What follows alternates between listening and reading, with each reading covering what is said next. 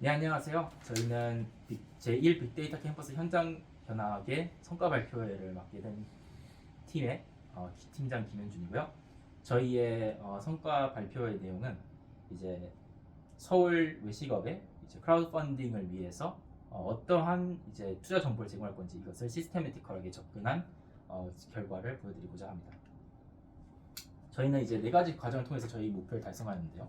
첫 번째로 저희의 그 목표를 정확히 구체적으로 명시하고, 그 다음에 미래 매출을 예측하는 회기 모형을 분석한 결과를 발표해 드릴 것이고요. 그 다음에 로지스틱 회기 모형을 통해서 얼마나 높은 기업 부도 확률을 보이고 있는지 그런 것을 예측하는 모형을 이제 설명해 드릴 것이고, 마지막으로 이제 기계학습 모형을 통해서 미래 매출을 좀 더 정확하게 예측하는 그런 시도를 저희가 보여드리도록 하겠습니다. 저희 목표를 간단하게 말씀드리면 이제 신용이 없는 시장은 존재할 수 없다는 건데요.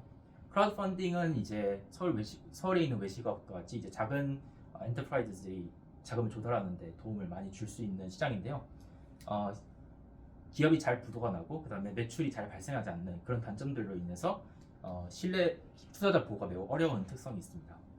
그렇기 때문에 저희가 이제 이런 변동성이 큰 시장에서 투자자를 보호하기 위해서는 투자자한테 이 투자처에 대해서 얼마나 높은 매출이 발생할 수 있고 얼마나 높은 부도 확률을 가지고 있는지 이런 점들을 제공할 필요가 있다고 생각하여서 저희 목표로서 이제 미래 매출을 예측하고 그 다음에 부도 확률이 얼마나 높은지 이런 것들을 과정을 전달하는 그런 과정을 제가 보이고자 합니다. 이러한 예측을 위해서 저희는 다양한 팩터들을 이제 가져왔는데요. 뭐 각자 발표를 하실 분들이 설명해 주시기도 하겠지만, 먼저 리그레션 모델 같은 경우에는 이제 지역 정보들, 예를 들어서 버스가 얼마나 있다든지 아니면 이제 환승역이 몇 개가 있다든지 이런 지역적인 정보, 횡단변 정보들도 이제 포함되고요. 그 다음에 그 특정 시점에서 유동인구가 얼마나 되는지 이러한 정보도 같이 포함이 되었습니다. 또한 이제 소셜 미디어에서 얼마나 음식에 대한 그 지역의 버즈량이 있는지 이런 것들을 통해서 각 행정동에 대해서 그리고 각 분기에 대해서 이제 데이터를 만들어서 패널 데이터 혹은 행정면 데이터를 만들어서 저희 분석에 활용하게 되었습니다. 저희의 목표 변수 같은 경우에는 이제 한 분기 이후에 있는 매출과 현재 매출 그리고 또 매출의 변화율 이런 것들을 저희가 천형 회기 분석의 어떤 목표 변수를 잡았고요. 그 다음에 로지스틱 회계를 위해서는 그 행정동 내에서 그 외식업 기업들이 33.3% 이상, 즉 이제 3분의 1 이상이 부도가 났는지 안 났는지를 1과 0을 레이블링하여서 이것을 부도 위험이 높은 지역과 부도 위험이 낮은 지역 이렇게 분리하여서 로지스틱 회계를 진행해 보았습니다. 다음에 있는 회계 분석 같은 경우에는 저희 임성환 학우분께서 설명해 주시도록 하겠습니다. 네, 안녕하세요. 저는 요식업 매출과 다양한 독립 변수와의 관계를 회계 분석 해석한 걸 결과로 이제 발표를 하게 된 임성환이라고 하고요.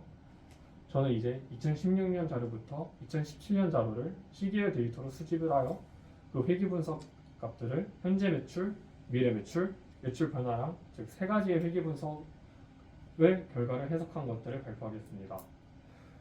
이 Regression Analysis에 대해서 세 가지 중요 포인트가 있는데요.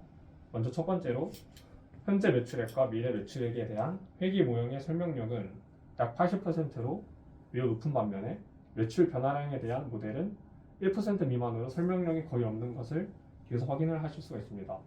그리고 이 독립변수 요인들이 매출 성장이 아닌 미래 매출을 설명할 수 있다는 것을 암시하는 것이죠. 두 번째 중요 포인트는 현재 매출과 미래 매출의 회계 분석에서 상주 인구와 매출의 상관관계는 음수이지만 유동 인구는 양의 부호를 가진다는 것을 확인을 하실 수가 있습니다. 세 번째 중요 포인트로 현재와 미래 매출의 회계 분석에서 버스 정류장의 수는 상주 인구 밀집도가 높은 지역에 주로 분포되어 있으므로 버스 정류장 수와 매출의 관계는 음의 관계를 보이는 것을 확인할 수가 있습니다. 회계 분석 결과 해석에 대해 살펴볼 텐데요. 먼저 첫 번째로 현재 매출에 대한 회계 분석이고, 두 번째는 미래 매출, 세 번째는 이제 매출 변화량에 대한 회계 분석을 정리한 표입니다. 이제 첫 번째 테이블 1으로 들어가서 현재 매출에 대한 회계 분석 값들과 두 번째 회귀 분석에 대한 그 코에피션트 값들과 p 밸류 값들을 살펴보면 이렇게 큰 차이가 없는 것을 확인을 하실 수가 있는데요. 저는 이제 두 번째 미래 매출 회귀 분석에 대한 그 해석 값들을 바탕으로 발표를 하겠습니다. 먼저 표가 왼쪽에 있는 표는 지역 변수가 통제되지 않은 채 회귀 분석을 진행한 것이고, 두 번째는 지역 변수가 통제된 채 회귀 분석을 진행한 것들을 나타내는 것입니다. 아까 말씀드렸다시피 이 미래 매출에 대한 회귀 분석은 조정된 결정 개수가 약 80%로 설명력이 매우 높은 회귀 분석입니다. 이제 독립 변수 값들을 살펴보겠습니다. 독립 변수는 저 위에 레지던트부터 미래 레스토랑트까지 총 6개가 있는데요. 이 하나하나 살펴보면 상주 인구, 유동 인구, 버스 정류장, 여기 개수, 환승역의 개수, 그리고 이제 영업 점수를 이제 독립 변수로 삼았는데요. 보시는 바와 같이 이제 코에피션트 값, 즉 양인지 음인지 살펴보면 이제 상주 인구와 버스 정류장과 지하철역의 개수는 이제 음의 값들을 보이는 반면에 나머지 독립 변수들은 양의 부호를 띄는 것을 확인을 하실 수가 있습니다. 그리고 통계적 유의성, 즉 p 밸류를 한번 살펴볼 텐데요. 저희는 0.05를 기준으로 이보다 낮으면 통계적 유의성이 높은 것으로 보고, 이보다 높으면 통계적 유의성이 약간 떨어지는 것으로 하였습니다. 이제 서브웨이 스테이션, 즉 지하철역 개수를 제외한 나머지 독립 변수들의 통계적 유의성은 매우 높은 반면에 이 지하철역 개수의 통계적 유의성은 매우 낮은 것을 확인할 수가 있습니다. 이제 독립 변수들을 하나하나 살펴볼 텐데요. 상주 인구는 이제 음의 상관관계를 보이는 반면에 유동 인구와 매출은 양의 상관관계를 보이는 것을 확인을 하실 수가 있습니다. 또한 그 두 개의 통계적 유의성도 매우 높죠. 이 이유에 대해서 생각을 해보면 상주 인구가 많은 지역은 주로 주거 지역이 밀집되어 있는 형태로 외식을 하는 비율이 상대적으로 유동 인구가 밀집되어 있는 지역보다는 좀 적은 경향이 있습니다. 반면에 유동 인구 비율이 높은 지역은 쇼핑, 교통, 관광, 즉 상권이 주로 발달되어 있는 지역이다 보니 이 지역을 방문하는 사람들이 아무래도 상주 인구가 밀집되어 있는 지역보다는 좀 높은 경향이 있으므로 요식업의 매출이 높게 나온다는 것을 추론할 수가 있습니다.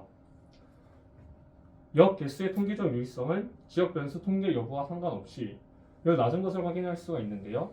이는 곧 역 개수 자체가 중요한 것이 아니라 여기 어느 지역에 위치해 있는지, 상권에 발달되어 있는 지역이 있는지, 아니면 상대적으로 낙후된 지역이 있는지, 즉 이 지역 변수가 더 중요하게 작용하는 것을 저희가 알 수가 있습니다. 또한 이제 환승역의 개수는 양의 부호를 가지는 것을 확인할 수가 있는데요. 환승역이 많은 지역은 곧 그 지역을 방문하는 인구가 많고 상권이 발달되어 있는 지역이다 보니까 요식업의 매출이 높게 나오는 것을 저희가 확인을 할 수가 있습니다. 저희는 이제 여기서 의문을 하나 가질 수가 있는데요. 환승역의 개수는 매출과 양의 상관관계를 보이는데 왜 버스 정류장의 개수는 음의 관계를 보이는 것일까요? 버스 정류장은 주로 아파트, 오피스텔, 주택 등 많은 지역, 즉 상주 인구의 비율이 높은 지역에 주로 많이 위치해 있습니다. 아까 언급했다시피 상주 인구와 매출의 관계가 음의 상관관계를 보이므로 버스 정류장에서도 음의 관계에 가까워지는 결과를 낳게 되는 것입니다. 또한 마지막으로 영업 점수가 많을수록 매출이 증가하는, 즉 양의 관계를 뜨는 것을 저희가 확인할 수가 있는데요. 잘 나가는 상권에는 사람들이 모여들기 마련입니다. 여기서 영업 점수가 많다는 지역은, 즉 이것은 상권이 매우 발달되어 있는 지역이라고 말할 수가 있으므로 이 양의 관계를 띠는 것이라고 저희가 확인할 수가 있습니다. 다음으로 매출 변화량에 대한 회귀 분석 값들을 살펴볼 텐데요. 아까 말씀드렸다시피 이 회귀 분석의 값들의 조정된 결정 개수를 보면 1% 미만으로 설명력이 높은 회귀 분석이라고 보기는 힘듭니다. 요인들을 살펴보면 통계적 유의성이 낮기는 하나 상주 인구와 유동 인구의 부호는 마이너스를 띄는 것을 확인할 수가 있고요. 또한 독립 변수 중에 역 개수만이 그 지역을 통제했을 때 역 개수만이 통계적 유의성을 띄는 것을 확인할 수가 있습니다. 이렇게 각 요인들의 p 밸류 값들을 보면 매우 높은 0과 매우 떨어진 값, 즉 통계적 유의성이 매우 낮은 것을 저희가 알 수가 있는데요. 이는 즉 매출 성장률을 예측하는 것은 매우 힘든 일이고 매출 성장률을 예측하는 그 값들을 높이기 위해서는 다른 이 변수들이 아닌 다른 독립 변수들을 활용해야 됨을 시사합니다. 다음으로 이도현 학우분이 로지스틱 분석 결과에 대해서 발표를 하겠습니다. 네, 로지스틱 회계 분석을 통한 서울시 요식업 폐업 확률 추정 연구를 발표를 맡은 이도현입니다. 저희가 로지스틱 회계 분석을 통해 연구를 한 바를 발표드리기에 앞선 우선 로지스틱 회계에 대해서 먼저 말씀드리겠습니다. 로지스틱 회계 분석은 일반적인 선형 모델의 특수한 경우를 말하는데요. 선형 회계와 다방면으로 유사한 점이 있으나 차이점이 있는데 로지스틱 회계 분석은 종속 변수에 있어 범주형 변수를 채택합니다. 이때 종속 변수의 응답 범주가 2개인 것을 이항 로지스틱 회계, 3개 이상인 것을 다중 로지스틱 회계라고 합니다. 본 연구에 있어서는 서울시 내 요식업 가게 폐업 우려 여부를 종속 변수로 채택하고 있기 때문에 이항 로지스틱 회계 분석을 실시합니다. 반면 독립 변수에 있어서는 연속형 변수를 채택해야 합니다.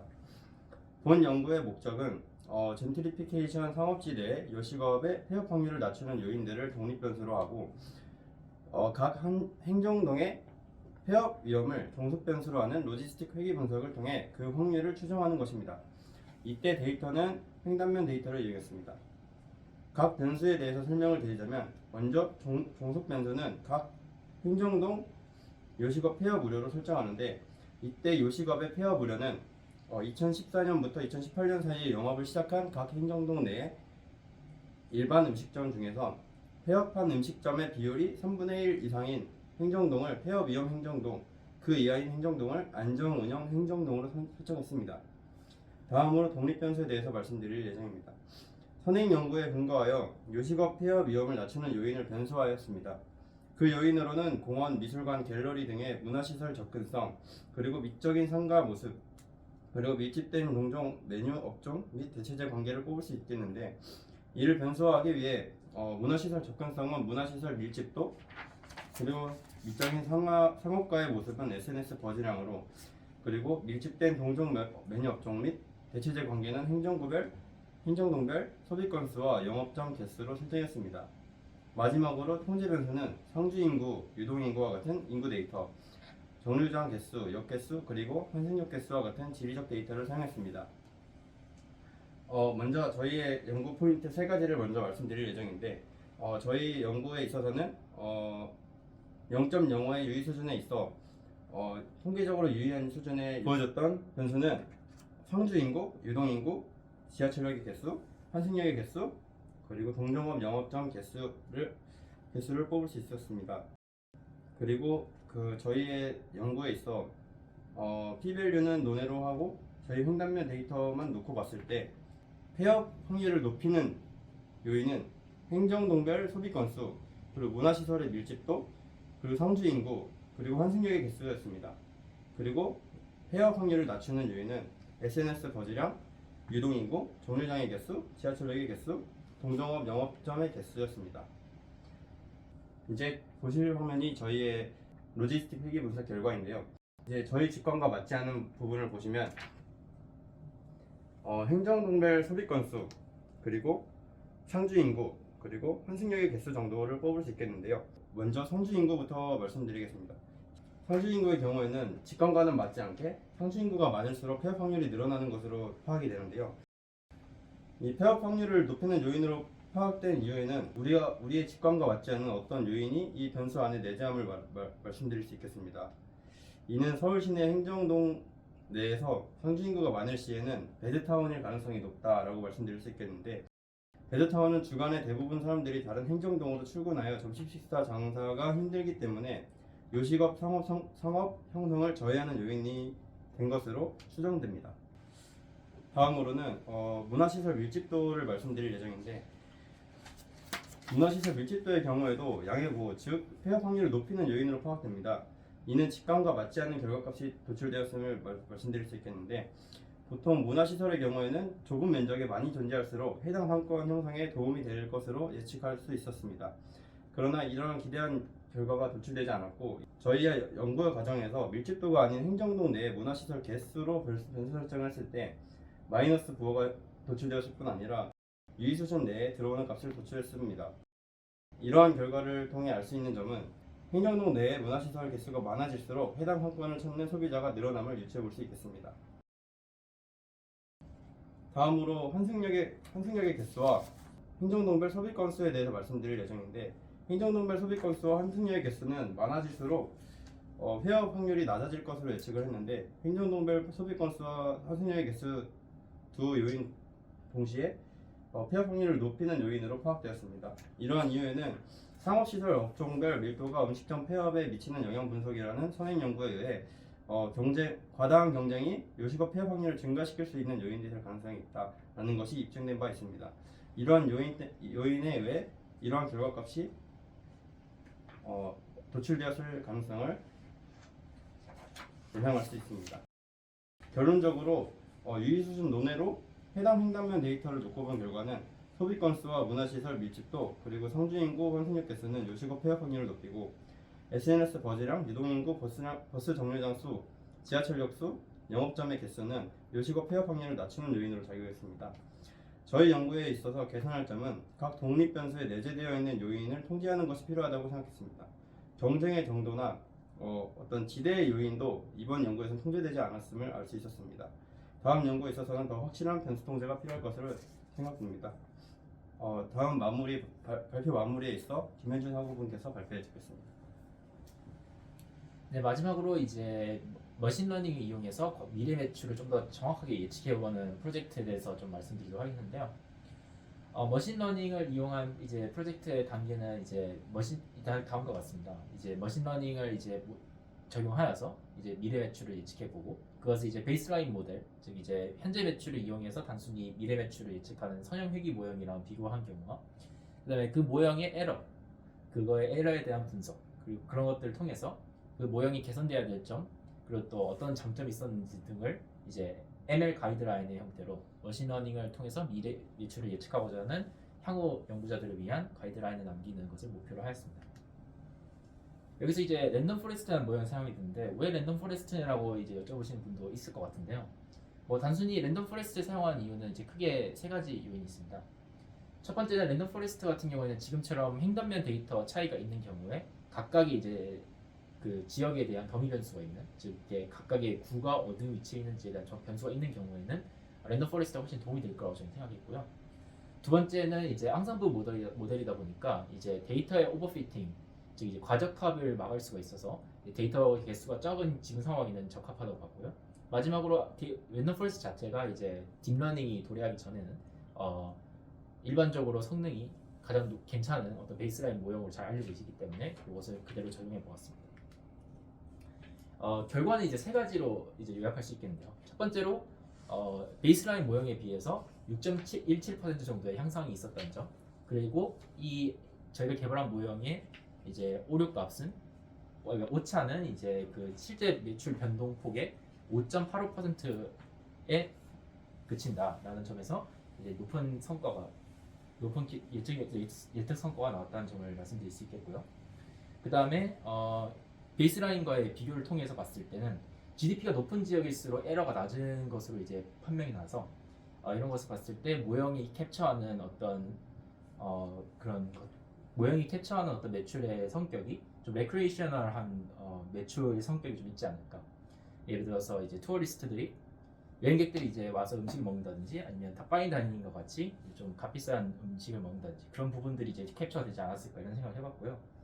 마지막으로 이제 더 많은 성주 인구가 있는 경우에 에러가 폭이 더 큰다는 에러 애널리시스 결과가 있는데, 이거를 봤을 때는 이제 모형이 아무래도 성주 인구가 가지고 있는 효과에 대해서는 잘 캡처를 못하고 있다는 사실을 저희가 발견하였습니다.